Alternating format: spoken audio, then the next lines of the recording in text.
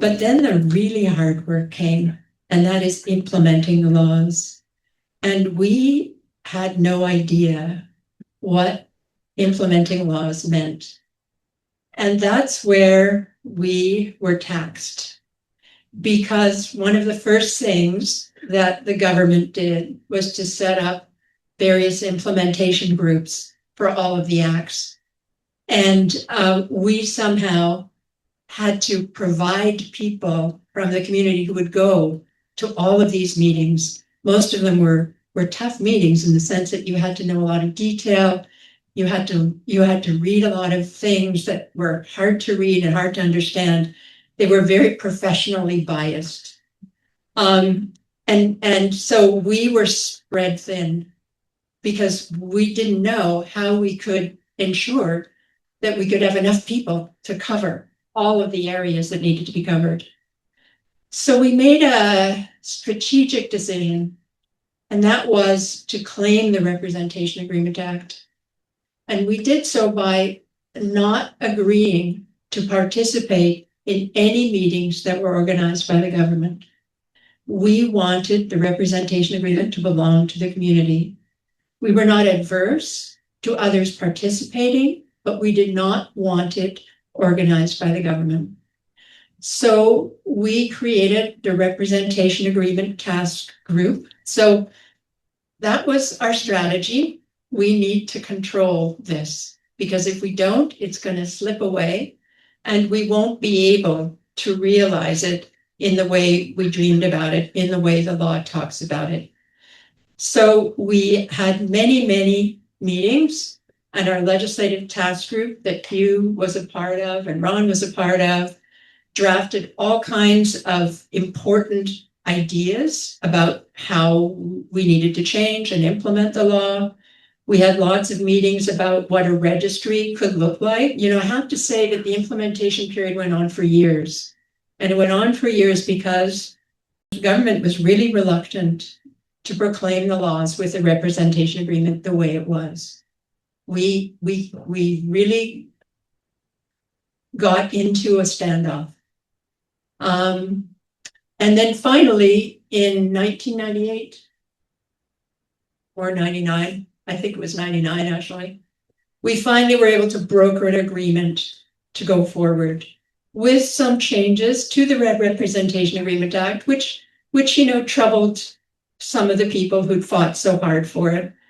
But compromise is the way of the world, and that's what we had to do. At the same time, in 1996, we conceived of the idea of what is now Nidus. And Nidus was a piece of paper on my desk, essentially an incorporation that I did, and then an application for charitable status that I did. And all it was a piece of paper on my desk. It was our thinking that, given that the government was so nervous about the representation agreement, given that the Office of the Public Guardian and Trustee was really leery of something which was so enabling. Again, it's the bad guys approach to the world versus, gee, the world is made up mainly of good guys. And so we figured we better do something about the public education. We better do something about how this rolls out. And so Representation Agreement Resource Center took life again, literally as a piece of paper on my desk. And it stayed as a piece of paper on my desk for a couple of years until finally it was proclaimed in 1999. And we were able to get moving. And Joanne Taylor, who had been the chair of our Representation Agreement Task Group, came on and took on the role of building Nidus from the ground up. Well, let me just wrap this up by saying that this is sort of the little engine that could, right?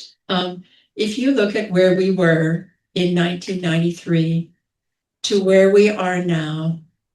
And I don't think we would have envisioned that we would be around for 30 years.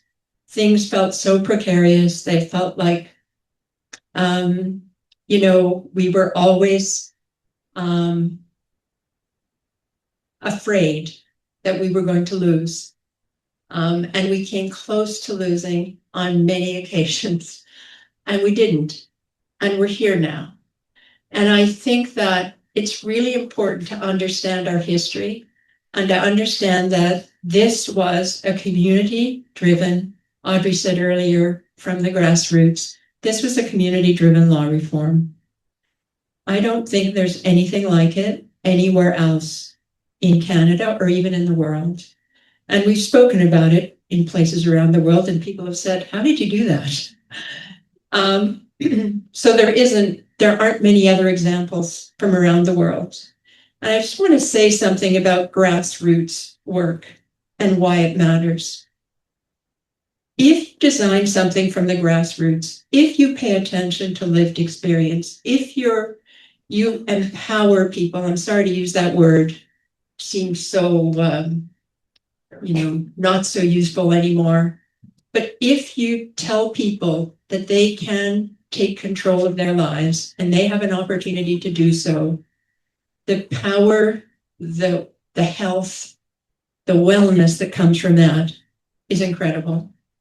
I'm so glad that this little thing, which was a piece of paper on my desk for 2 years, came to life because of the energy, the hard work, the diligence, and the commitment of people to keep the representation agreement a people's document, to keep it recognizing that the world essentially is not a terrible place, that almost all the time, 95% of the time, people help each other. We wanted to take the barriers away to people helping each other.